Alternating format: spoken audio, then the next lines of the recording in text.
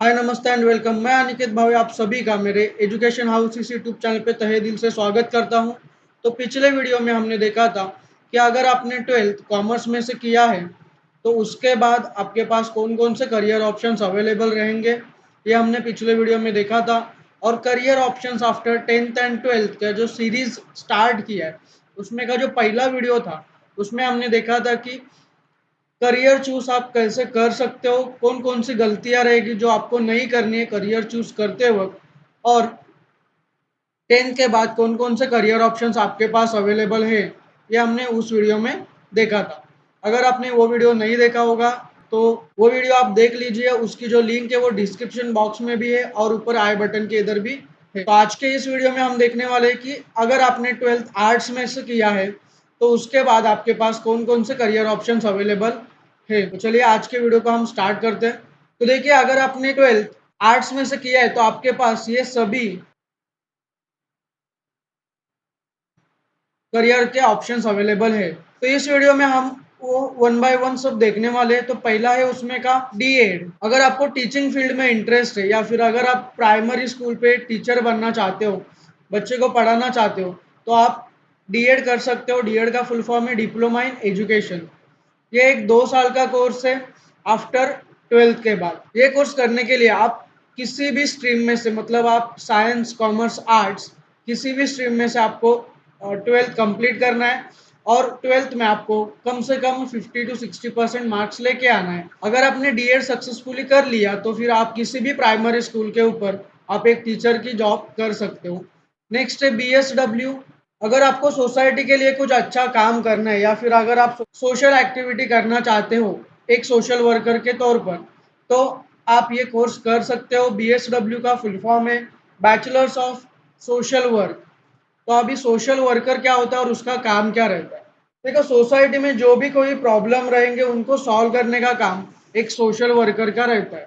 और कोई कोई सब्जेक्ट रहते हैं कि जिनके बारे में सोसाइटी में ज़्यादा कोई चर्चा नहीं करता, उस सब्जेक्ट के बारे में उनके पास ज़्यादा कोई नॉलेज नहीं रहती।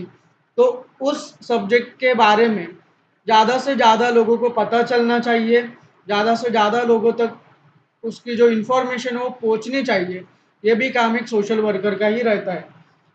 जैसे कि देखिए, अभी एड्स, टीबी या फिर सेक्स एजुकेशन रहेगा तो उसके बारे में हमारे समाज में, हमारी सोसाइटी में ज़्यादा कोई चर्चा नहीं करता है, क्योंकि इन तीनों के तरफ देखने का जो नज़रिया है हमारा वो अलग है, इसलिए इनके ऊपर कोई भी ज़्यादा ध्यान नहीं देता। अगर किसी को भी ये बीमारी हो गई, टीबी या फिर एड्स, तो उसके बारे में कोई भी चर्चा नहीं करता है। जिसको बीमारी होती है वो भी, उसको भी एक घबराहट रहती है कि अगर सोसाइटी में पता चला कि किसी भी एक पर्सन को एड्स हो गया है तो फिर उसके जो रिलेटिव्स रहेंगे, उसके जो फ्रेंड्स रहेंगे, वो भी उससे दूरी बना लेते हैं। उसका उसके तरफ देखने का जो नज़रिया है उनका वो भी बदल जाता है। तो ये एक सोसाइटी में तो एक नज़रिया बन जाता है कि एड्स के तरफ देखने का, और जिसको भी एड्स हुआ है उसकी तरफ भी देखने का नज़रिया बदल जाता है। तो सोशल वर्कर का काम क्या रहता है कि एड्स के बारे में सोसाइटी में जन जागृति करने की, मतलब ज़्यादा से ज़्यादा लोगों तक एड्स की इंफॉर्मेशन पहुंचाने की। एड्स कैसे होता है, एड्स से क्या होता है, और एड्स एक बीमारी है तो वो सही भी हो जाती है, वो ठीक भी हो जाती है, तो उसके लिए सिर्फ आपको इलाज करना रहता है। तो ये सब बातें सोशल वर्कर को सोसाइटी में बतानी पड़ती है, उनके लिए उन्हें काम करना पड़ता है। तो अभी देखो, बीएसडब्ल्यू कोर्स में एडमिशन लेने के लिए आपको ट्वेल्थ पास होना आवश्यक है और ट्वेल्थ में आपको कम से कम 50% मार्क्स लेके आना ज़रूरी है। ये एक 3 साल का कोर्स है आफ्टर ट्वेल्थ, मतलब आपने आर्ट्स में से ट्वेल्थ किया है तो उसके बाद आप एक सोशल वर्कर के लिए बीएसडब्ल्यू कोर्स में एडमिशन ले सकते हो। बीएसडब्ल्यू करने के बाद आप एमएसडब्ल्यू का कोर्स भी कर सकते हो। देखिए, अभी बीएसडब्ल्यू और एमएसडब्ल्यू कोर्स करने के बाद आपके पास कौन कौन से करियर ऑप्शंस अवेलेबल हैं। तो पहला है कि आप काउंसलर बन सकते हो या फिर आप प्रोफेसर बन सकते हो, किसी भी बीएसडब्ल्यू या फिर एमएसडब्ल्यू के कॉलेज में आप जाकर पढ़ा सकते हो। आप एनजीओ ऑफिसर बन सकते हो, उसके बाद में आप सोशल वर्कर बन सकते हो, एक रिसर्चर बन सकते हो। अगर आपको इस कोर्स के बारे में और ज़्यादा इन्फॉर्मेशन चाहिए तो आप नेट पर सर्च कर सकते हो इसके बारे में। नेक्स्ट है एलएलबी फाउंडेशन।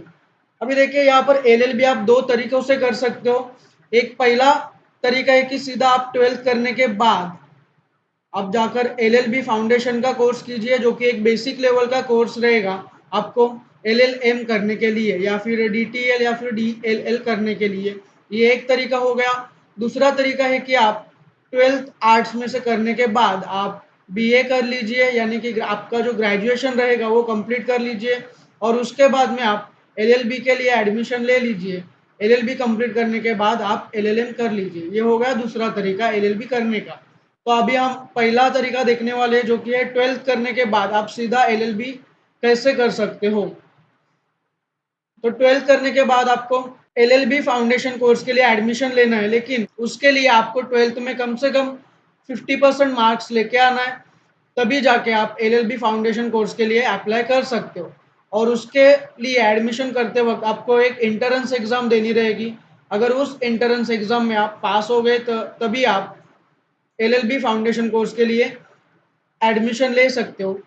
किसी किसी कॉलेज में और जो एडमिशन रहेगा वो 12th के मार्क्स के बेसिस पे भी लिया जाता है, यानी कि मेरिट बेसिस पे भी लिया जाता है। तो आपको जिस कॉलेज में एडमिशन चाहिए तो उस कॉलेज का क्या क्राइटेरिया है वो आपको पहला देखना पड़ेगा। एलएलबी में आपको कानून से रिलेटेड जो भी कोई चीज़ें रहेंगी, मतलब लॉ से रिलेटेड जो भी कोई चीज़ें रहेंगी वो आपको बताया जाएगा, पढ़ाया जाएगा, लेकिन एक बेसिक लेवल पे आपको पढ़ाया जाएगा। ये कोर्स करने के बाद आप किसी भी कोर्ट में एक लॉयर के तौर पर आप जॉब कर सकते हो। नहीं तो फिर आपको एलएलबी के आगे कुछ पढ़ना है तो फिर आप डीटीएल कर सकते हो, जो कि एलएलबी करने के बाद 1 साल का कोर्स है। एलएलबी यहाँ पर 12 के बाद 5 साल का कोर्स है और डीटीएल उसके बाद 1 साल का कोर्स है। तो डीटीएल में क्या आता है, डीटीएल का फुल फॉर्म है डिप्लोमा इन टैक्सेशन। मतलब इस डिप्लोमा में आपको जो भी टैक्स रहते हैं उनके बारे में आपको बताया जाएगा। अभी देखिए आपने एक सादा पानी की बॉटल ले ली तो उसके ऊपर भी आपको लिखा हुआ रहता है कि इंक्लूडिंग ऑल टैक्सेस। एक आपने आइसक्रीम ले लिया 5-10 रुपए का तो उसके ऊपर भी रहता है कि इंक्लूडिंग ऑल टैक्सेस। ये सब छोड़ दीजिए, आपने 1 रुपए का चॉकलेट ले लिया तो भी उसके ऊपर लिखा है इंक्लूडिंग ऑल टैक्सेस। मतलब आप छोटी से छोटी कौन सी भी चीज़ ले लो उसके ऊपर, हर एक के ऊपर टैक्स लगा हुआ रहता है। तो उस टैक्स के बारे में आपको इस डीटीएल कोर्स में पढ़ाया जाता है। जैसे कि अभी देखिए जीएसटी है, जीएसटी अभी 18% सब प्रोडक्ट के ऊपर लगती है। अभी वो किसको जाता है, क्या करते हैं, उनका तो उनको ही पता रहेगा, लेकिन ये जो टैक्स है वो हर एक चीज़ के ऊपर रहता है। तो आपको इस कोर्स में उसके बारे में पढ़ाया जाता है। देखिए अभी इसके लिए आपको 12th के बाद आपको एलएलबी करना है और एलएलबी करने के बाद आप डीटीएल के कॉलेज में जाकर आप एडमिशन ले सकते हो। अगर उस कॉलेज में एडमिशन मेरिट के बेसिस पे रहेगा तो फिर आपके जो परसेंटेज रहेंगे एलएलबी में वो उधर काम आएंगे, नहीं तो फिर आपको एंट्रेंस एग्जाम देना होगा। अगर आपने डीटीएल कोर्स कंप्लीट कर लिया तो उसके बाद आपके पास कौन कौन से करियर ऑप्शंस अवेलेबल है, तो उसमें का पहला है कि आप फाइनेंशियल एडवाइजर बन सकते हो। मतलब आप किसी को भी बता सकते हो कि आपका जो पैसा रहेगा वो आपको किधर इन्वेस्ट करना चाहिए कि आपको ज़्यादा से ज़्यादा रिटर्न मिल सके। टैक्स कलेक्टर बन सकते हो। अभी छोटी छोटी चीज़ों पर टैक्स है तो उसको कलेक्ट करने के लिए कोई तो चाहिए ना, तो फिर आप एक टैक्स कलेक्टर का जॉब यहाँ पर कर सकते हो। उसके बाद आप टैक्स मैनेजर बन सकते हो और टैक्स अकाउंटेंट भी आप बन सकते हो। नेक्स्ट है एलएलएम। अभी एलएलएम का फुल फॉर्म है मास्टर्स इन लेजिस्लेटिव लॉ। अभी ये कोर्स आप कब कर सकते हो, जब आपने एलएलबी फाउंडेशन कोर्स या फिर आपने एलएलबी कर लिया होगा, तभी जाकर आप एलएलएम के लिए एडमिशन ले सकते हो। एलएलएम में आपको लॉ से रिलेटेड हर एक बात आपको डीप में बताई जाएगी और यह कोर्स करने के बाद आप कानून और विधि से जुड़ी हुई मास्टर्स की डिग्री प्राप्त कर लेते हो। मतलब आप एक मास्टर्स बन जाते हो और लॉ के बारे में आपको, आपके पास ज़्यादा से ज़्यादा जो नॉलेज है वो आपके पास रहेगा ये कोर्स करने के बाद। तो ये कोर्स करने के बाद आप किसी भी लॉ के कॉलेज पे आप पढ़ा सकते हो एज ए टीचर या फिर प्रोफेसर के तौर पे, नहीं तो फिर आप लॉयर बन सकते हो। उसके बाद एक एग्जाम रहती है जज बनने के लिए एलएलएम करने के बाद। तो अगर आपने वो एग्जाम दे दी तो आप किसी भी कोर्ट में आप जज बन सकते हो। नेक्स्ट है हमारा फैशन डिजाइनिंग डिप्लोमा, जो कि एक 3 साल का कोर्स रहता है 12th करने के बाद। तो अभी फैशन ये वर्ड सुन के आपके दिमाग में क्या हलचल होती है। अभी देखिए फैशन मतलब क्या है कि जो भी स्टाइल, मतलब कपड़ों की या फिर हेयर स्टाइल की, या फिर ज्वेलरी की या फिर जो भी फुटवेयर रहेंगे, मतलब शूज़ रहेंगे, चप्पल रहेंगे, उनकी जो भी कुछ स्टाइल अभी ट्रेंडिंग में चल रही है, तो उसको हम फैशन कहते हैं। तो अगर आपको फैशन डिज़ाइनिंग में करियर करना है, तो आप उसमें क्या कर सकते हो? तो पहले ये समझ के लीजिए। तो फैशन डिज़ाइनिंग में आप कपड़ों के नए-नए स्टाइल आप क्रिएट कर सकते हो, खुद का एक ब्रांड नया क्रिएट कर सकते हो। उसके बाद आप जो भी फुटवियर रहेंगे, मतलब जो भी चप्पल रहेंगी, शूज़ रहेंगे या फिर सैंडल रहेंगे, तो उनके आप अलग-अलग डिज़ाइन क्रिएट कर सकते हो। जैसे कि अभी एडिडास है, बाटा है, उसके बाद में लीविस है, उसके बाद में फिला है। तो ये सारे अभी नए-नए कंपनीज़ है फुटवियर की, जो अपनी हर एक जो अपनी फुटवियर रहती है वो चेंज करके मॉडिफाई करके वो मार्केट में उन्हें बेचने के लिए वो बेच देते हैं। ज्वेलरी रहेगी तो आप ज्वेलरी को नए तरीके से डिज़ाइन कर सकते हो, क्रिएट कर सकते हो। नेक्स्ट जो भी एक्सेसरीज़ रहेंगी तो उन एक्सेसरीज़ को भी आप अलग तरीके से डिज़ाइन कर सकते हो। तो ये सब बातें फैशन डिज़ाइनिंग में आ जाती है। तो अभी इस कोर्स में एडमिशन लेने के लिए क्राइटेरिया क्या है? तो देखिए, आपको 12th में आपको कम से कम 50% मार्क्स लेके आना है और 50% मार्क्स लेके आने के बाद फैशन डिज़ाइनिंग करने के लिए आपको एंट्रेंस एग्ज़ाम देना है। तो अभी मैं आपको एंट्रेंस एग्ज़ाम बताता हूँ, उनमें से कोई भी एक एंट्रेंस एग्ज़ाम आप दे सकते हो। तो पहला एंट्रेंस एग्ज़ाम है NIFT, यानी कि national institute of fashion technology. Second है NIDDAT, मतलब NID entrance exam by national institute of design.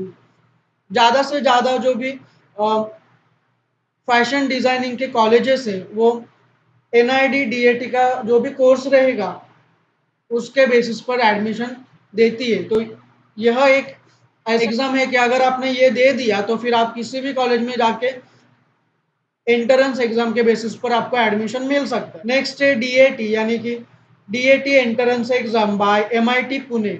अभी ये जो एग्जाम है ये स्पेसिफिकली MIT पुणे का जो कॉलेज है फैशन डिजाइनिंग का, उन्होंने डिजाइन किया है, उन्होंने तैयार किया है, ये उनके कॉलेज के लिए। तो अगर आपको MIT पुणे कॉलेज में एडमिशन लेना है फैशन डिजाइनिंग के लिए, तो आपको DAT यह एक एंट्रेंस एग्जाम आपको देनी रहेगी। उसके बाद में CEED बाय IIT बॉम्बे, ये जो एंट्रेंस एग्जाम है वो IIT बॉम्बे का जो कॉलेज है फैशन डिजाइनिंग का, उन्होंने डिजाइन किया है, उन्होंने तैयार किया है, ये स्पेशल उनके कॉलेज के लिए। तो अगर ये एग्जाम आपने दे दिया तो इसके बेसिस पर आप bachelor of designing, master of designing या फिर PhD करने के लिए आप एडमिशन ले सकते हो फैशन डिजाइनिंग में। नेक्स्ट है UCEED बाय IIT बॉम्बे, ये भी एंट्रेंस एग्जाम IIT बॉम्बे के कॉलेज ने तैयार किया है उनके कॉलेज के लिए। नेक्स्ट है SOFT entrance exam by school of fashion technology. अभी ये लास्ट वाला जो एंट्रेंस एग्जाम है ये स्पेशल लेडीज के लिए, महिलाओं के लिए है, ये जेंट्स के लिए नहीं है। तो आप ये नहीं दे सकते अगर आप जेंट्स हो तो।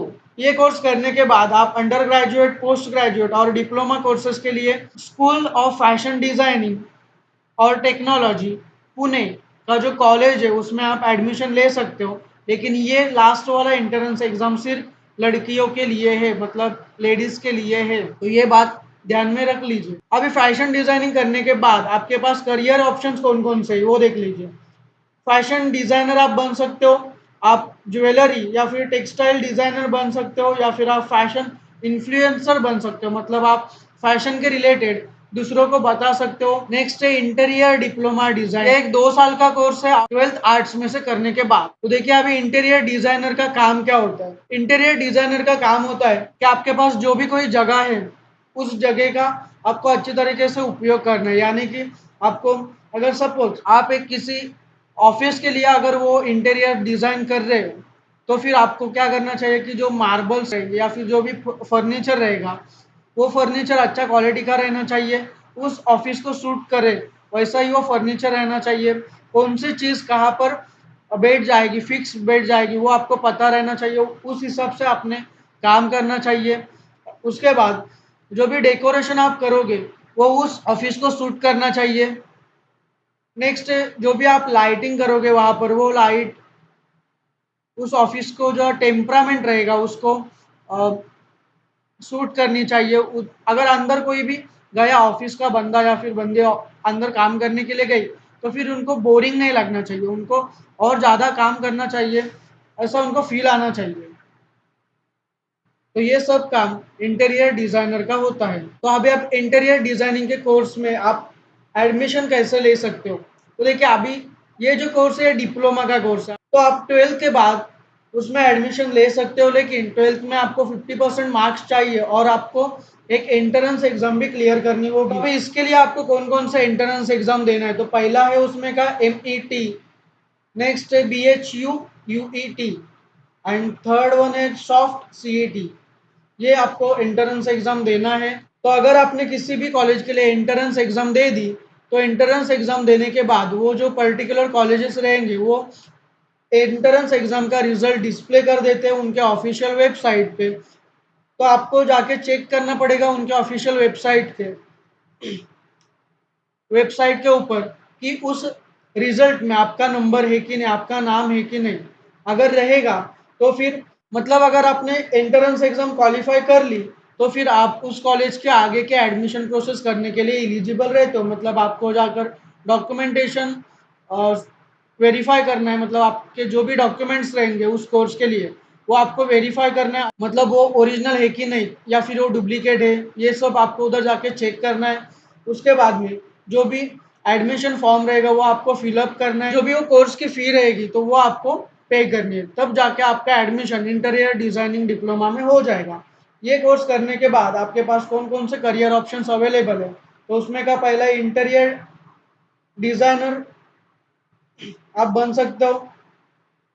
नेक्स्ट है आप प्रोडक्ट डिजाइनर बन सकते हो, या फिर आप एग्जीबिशन डिजाइनर बन सकते हो। नेक्स्ट कोर्स है BBA, जो कि एक 3 साल का कोर्स है 12th करने के बाद। तो BBA का फुल फॉर्म है बैचलर्स ऑफ बिजनेस एडमिनिस्ट्रेशन। यह एक बिजनेस मैनेजमेंट कोर्स है। इस कोर्स में आपको मार्केटिंग, फाइनेंस, टूरिज्म या फिर इंटरनेशनल बिजनेस के रिलेटेड पढ़ाई कर सकते हो, या फिर आप इनमें से कोई भी एक सब्जेक्ट के बारे में आप स्पेशलाइजेशन कर सकते हो। इसके लिए क्राइटेरिया क्या रहेगा कि आपको 12th में आपको 50% मार्क लेके आना है, और एडमिशन आपके यहाँ पर दो बेसिस पे रहेंगी। एक पहला उसमें का तरीका रहेगा एडमिशन का कि आप सीधा 12th में जो भी आपके पास परसेंटेज आ गई है तो उनके मेरिट के हिसाब पे आपको कॉलेज में एडमिशन दे दिया जाएगा। और दूसरा तरीका है कि कोई कोई कॉलेज एंट्रेंस एग्जाम लेते हैं एडमिशन देने के लिए, तो अगर उनमें से किसी भी एक कॉलेज में अगर आपको एडमिशन चाहिए तो आपको एंट्रेंस एग्जाम क्लियर करना पड़ेगा। अभी बैचलर्स ऑफ बिजनेस एडमिनिस्ट्रेशन के लिए कौन कौन सी एंट्रेंस एग्जाम है वो देख लीजिए। DU JAT, IPU CET, and last है NPAT। इसका भी एडमिशन प्रोसेस सेम ही है। अगर आपने एंट्रेंस एग्जाम क्लियर कर लिया तो फिर वो कॉलेजेस रहेंगे वो उनके ऑफिशियल वेबसाइट पे उसका रिजल्ट डिक्लेयर कर देंगे। तो आपको जाके देखना है उनके वेबसाइट पे कि मैंने वो एंट्रेंस एग्जाम क्लियर कर ली है कि नहीं। अगर आपने कर ली होगी तो फिर आपके आगे जाके आपको डॉक्यूमेंट वेरिफिकेशन करना है। उसके बाद में एडमिशन की जो प्रोसेस रहेगी, फॉर्म फिलिंग रहेगा वो आपको करना है, और उसके बाद में आपको फीस पेड करनी है। तभी जाकर आप BBA कोर्स में आप एडमिशन ले सकते हो। अभी जॉब से उसमें का पहला रहेगा कि आप अकाउंटेंट मैनेजर बन सकते हो, सेकेंड है कि आप मार्केटिंग मैनेजर बन सकते हो, थर्ड है कि आप बिजनेस डेवलपमेंट एग्जीक्यूटिव बन सकते हो, नहीं तो फिर आप एक खुद का ट्रैवल एंड टूरिज्म का ब्रांच डाल सकते हो, और आप HR मैनेजर भी बन सकते हो। अगर आपने BBA कर लिया और आपको आगे जाके और कुछ करना है BBA के बाद, तो MBA 2 साल का कोर्स रहता है। देखिए, अभी आपको MBA के लिए एडमिशन लेने के लिए आपको BBA का कोर्स जरूरी है। मतलब आपको BBA में कम से कम 50% मार्क्स लाना जरूरी है, अभी जाकर आप MBA के लिए एलिजिबल हो। अभी MBA के लिए भी आप दो तरीकों से एडमिशन ले सकते हो। पहला रहेगा कि मेरिट पे बेसिस पर, मतलब जो भी आपने BBA में आपके जो भी परसेंटेज आ गए उसके ऊपर भी आपको एडमिशन मिल सकता है। और सेकेंड रहेगा कि आपको एंट्रेंस एग्जाम देनी है, उस एंट्रेंस एग्जाम को क्लियर करना है, तभी जाकर आप MBA के कोर्स में एडमिशन ले सकते हो। अगर आपने MBA का कोर्स कंप्लीट कर लिया तो फिर आपके पास कौन कौन से जॉब अपॉर्चुनिटीज है वो आप देख लीजिए। मतलब आप किसी भी कंपनी में आप मैनेजर की पोस्ट के लिए अप्लाई कर सकते हो, नहीं तो फिर आप बिजनेस एनालिस्ट बन सकते हो, नहीं तो फिर आप बिजनेसमैन, मतलब आपका एक खुद खुद का आप एक बिजनेस चालू कर सकते हो। और नेक्स्ट है फॉरेन लैंग्वेज डिप्लोमा। तो अभी फॉरेन लैंग्वेज मतलब क्या, मतलब जो भी बाहर की कंट्रीज की जो भी लैंग्वेज रहेंगी उन्हें हम फॉरेन लैंग्वेज कहते हैं। अभी इंडिया में तो अपने बहुत सारे लैंग्वेजेस है, मतलब मराठी हो गई, हिंदी हो गई, तमिल हो गई, गुजराती हो गई, बंगाली हो गई, कन्नड़ हो गई। ये सब इंडियन लैंग्वेज है, हम इन्हें फॉरेन लैंग्वेज नहीं कहते हैं। ये बात अपने ध्यान में बेटा, ये बात अपने दिमाग में फिक्स कर लीजिए। फॉरेन लैंग्वेज यानी कौन सी लैंग्वेज, यानी कि इंग्लिश रहेंगी, रशियन रहेंगी, या फिर जापानीज रहेंगी, चाइनीज रहेंगी। तो इन और इन जैसे बहुत लैंग्वेजेस रहेंगे, तो इनको हम फॉरेन लैंग्वेजेस कहते हैं, जो कि बाहर के कंट्रीज की लैंग्वेज होती है। तो अभी देखिए इंडिया में अभी बहुत सारी जो एमएनसीज है, मतलब मल्टीनेशनल कंपनीज है बाहर की कंट्रीज की, तो वो इंडिया में अभी उनका बिजनेस है वो एक्सपांड करना चाहती है। इंडिया में उनकी जो ब्रांच है बिजनेस की वो ओपन करना चाहती है। तो इंडिया में बिजनेस क्या हो रहा है, बढ़ रहा है, जॉब अपॉर्चुनिटीज बढ़ रही है। तो इसी के कारण इंडिया में फॉरेन लैंग्वेज की डिमांड है वो भी बढ़ रही है। तो फॉरेन लैंग्वेज को एक आप करियर ऑप्शन के और नज़रिए से आप देख सकते हो। तो अभी इस कोर्स में एडमिशन लेने के लिए आपको क्या करना चाहिए, देखिए आपको पहली बात कि आपको 12th कंप्लीट करना चाहिए। 12th में आपको कम से कम 45% मार्क्स लेके आना है। और आगे जाके आपको फॉरेन लैंग्वेज कोर्स के लिए आपको एंट्रेंस एग्जाम क्लियर करनी रहेगी, जो भी यूनिवर्सिटी लेवल की एंट्रेंस एग्जाम रहेगी। तो अभी इंडिया में फॉरेन लैंग्वेज के कोर्स के लिए टॉप की कॉलेजेस कौन सी है? तो पहला कॉलेज है उनमें से, तो फर्स्ट है दिल्ली यूनिवर्सिटी, सेकंड है जेएनयू एंड थर्ड है आईजीएनओयू। तो इन कॉलेजों में से या फिर इन यूनिवर्सिटी में से आप आपका जो फॉरेन लैंग्वेज का कोर्स है वो आप कंप्लीट कर सकते हो। फॉरेन लैंग्वेज डिप्लोमा करने के बाद आपके पास कौन कौन से करियर ऑप्शंस अवेलेबल रहते हैं वो देख लीजिए। पहला रहेगा कंटेंट राइटर। अभी कंटेंट राइटर क्या होता है, तो कंटेंट राइटर आपने बहुत सारे एजुकेशन के रिलेटेड या फिर ब्लॉगिंग के रिलेटेड वेबसाइट आपने देखे होंगे इंटरनेट पे। तो वहाँ पर जो कंटेंट रहता है, मतलब जो भी कुछ लिखा हुआ रहता है, तो वो सब एक कंटेंट राइटर लिखता है। उसके बाद में लैंग्वेज ट्रांसलेटर। अभी लैंग्वेज ट्रांसलेटर क्या होता है, देखिए अभी एक एग्जांपल ले लेते हैं। तो अभी देखिए टीसीएस यह एक इंडियन कंपनी है और हिताची ये एक जापानीज कंपनी है। तो अभी देखिए टीसीएस और हिताची को एक साथ मिलकर कुछ तो बिजनेस करना रहेगा, कुछ तो काम करना रहेगा। तो उसके लिए क्या रहेगा कि उन दोनों को एक दूसरे के साथ कांटेक्ट करना पड़ेगा, मतलब वो ईमेल से होगा या फिर फेस टू फेस कांटेक्ट होगा या फिर फोन के ऊपर कांटेक्ट रहेगा। लेकिन प्रॉब्लम यह है कि जापानीज कंपनी के जो एम्प्लॉय है उन्हें सिर्फ जापानीज ही आती है, और जो इंडियन कंपनीज के एम्प्लॉय है उन्हें इंग्लिश या फिर हिंदी लैंग्वेज आती है, उन्हें जापानीज लैंग्वेज नहीं आती। तो फिर वो एक दूसरे के साथ कम्युनिकेट कैसे कर सकते हैं? तो अभी यहाँ पर इंपॉर्टेंट रोल बन जाता है लैंग्वेज ट्रांसलेटर का। तो लैंग्वेज ट्रांसलेटर को जापानीज लैंग्वेज भी आती रहेगी और उसे इंडियन में से मतलब इंग्लिश या फिर हिंदी लैंग्वेज आती रहेगी। तो वो क्या करेगा कि जापानीज कंपनी के जो एम्प्लॉय है वो जो भी बोलेंगे जापानीज लैंग्वेज में उनको वो कन्वर्ट कर लेगा हिंदी में, और वो जो भी इंडियन एम्प्लॉयज़ है उनको बता देगा। टीसीएस के जो भी एम्प्लॉयज़ है उनको बता देगा। फिर टीसीएस के एम्प्लॉय जो भी हिंदी में बोलेंगे तो उनको वो कन्वर्ट कर लेगा लैंग्वेज ट्रांसलेटर, और वो बताएगा जापानीज में कन्वर्ट करने के बाद बताएगा हिताची कंपनी के जो भी एम्प्लॉयज है उन्हें बताएगा। तो इस तरीके से वो दोनों भी एक दूसरे के साथ कम्युनिकेट कर सकते। सिंपली वर्ड में लैंग्वेज ट्रांसलेटर का जॉब क्या रहता है कि लैंग्वेज को ट्रांसलेट करना, मतलब कन्वर्ट करना लैंग्वेज को, ये काम रहता है लैंग्वेज ट्रांसलेटर का।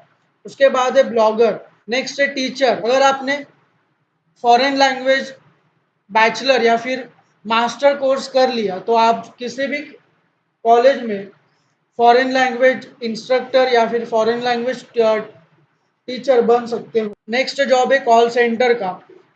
अगर आपकी इंग्लिश अच्छी रहेंगी या फिर अगर आपके पास कम्युनिकेशन स्किल है तो आप 12th के बाद कॉल सेंटर का जॉब कर सकते हो। उसके लिए भी आपको फ्रेशर्स को अच्छी खासी सैलरी रहती है। नेक्स्ट है बीए आर्क, जो कि 12th के बाद 5 साल का कोर्स है। BAR का फुल फॉर्म है बैचलर्स ऑफ आर्किटेक्चर। तो इसके लिए एलिजिबिलिटी रहती है कि आपको 12th पास होना है और आपको 12th में कम से कम 50% मार्क्स लेके आना है। ये कोर्स होने के बाद आप पूरे दुनिया भर के जो भी आर्किटेक्चर के जॉब के लिए आप अप्लाई कर सकते हो, किसी भी कंट्रीज में भी आप अप्लाई कर सकते हो। ये पूरी तरीके से एक प्राइवेट कोर्स है BAR। तो नेक्स्ट है BA। ये एक 3 साल का कोर्स है, मतलब ग्रेजुएशन कोर्स। अगर आपने 12th आर्ट्स में से कर लिया तो फिर आपको कितना भी परसेंटेज रहने दो, मतलब आपको सिर्फ पास होना है 12th आर्ट्स में, तभी भी जाके आप BA कर सकते हो। प्लेन आर्ट्स आप कर सकते हो, प्लेन आर्ट्स में आपकी ग्रेजुएशन आप कंप्लीट कर सकते हो। ये एक 3 साल का कोर्स है और उसके बाद आप किसी भी कंपनी में अच्छी खासी सैलरी वाली जॉब आप कर सकते हो। अगर BA करने के बाद भी अगर आपको आगे कुछ करना है तो फिर उसमें का पहला कोर्स है कि BPED, यानी बैचलर्स इन फिजिकल एजुकेशन। यह एक स्पोर्ट एंड फिटनेस के रिलेटेड अंडर ग्रेजुएट कोर्स है। इस कोर्स में आप ग्रेजुएशन इन BA होने के बाद एडमिशन ले सकते हो। अभी ये कोर्स क्यों करना चाहिए, मतलब ये कोर्स इस सिलेबस में है ही क्यों? देखिए, अभी जैसे गवर्नमेंट ने खेलो इंडिया प्रोग्राम लॉन्च कर दिया है, या फिर अभी जो गवर्नमेंट है, इंडियन गवर्नमेंट है, वो फिटनेस और स्पोर्ट्स को ज़्यादा इम्पोर्टेंस देती है। तो उसी के वजह से आज स्पोर्ट्स एंड फिटनेस टीचर या फिर ट्रेनर की जो ज़्यादा से ज़्यादा ज़रूरत है, ज़्यादा से ज़्यादा जॉब अपॉर्चुनिटीज़ रहती है। इसके लिए BPED यानी कि बैचलर इन फिजिकल एजुकेशन, ये कोर्स आपको करना ज़रूरी है। अगर ये कोर्स आपने कर लिया तो आप क्या बन सकते हो वो देखिए। आप PT टीचर बन सकते हैं किसी भी स्कूल्स या कॉलेज में, या फिर आप फिटनेस ट्रेनर बन सकते हो, स्पोर्ट ट्रेनर आप बन सकते हो। तो ये जॉब अपॉर्चुनिटीज़ आपको BPED कोर्स करने के बाद है। ग्रेजुएशन करने के बाद ये 1 साल का कोर्स रहता है। तो इस वीडियो में हमने देख लिया है कि अगर आपने 12th आर्ट्स में से किया है तो उनमें से कुछ करियर ऑप्शंस हमने अभी देख लिए हैं और कुछ करियर ऑप्शंस और भी बाकी है। तो वो करियर ऑप्शंस हम नेक्स्ट वीडियो में कवर करने वाले हैं। तो जाते जाते मैं आपको याद कर देता हूँ कि अगर आप मेरे चैनल पे नए हो तो प्लीज़ मेरे चैनल को सब्सक्राइब कर दीजिए, ताकि मेरे चैनल पे अपलोड होने वाली हर एक वीडियो की नोटिफिकेशन आपको मिलती रहे, आपसे कोई भी वीडियो मिस ना हो, और मैं भी आपके लिए ज़्यादा से ज़्यादा ऐसे इन्फॉर्मेटिव वीडियो बनाता रहूँ।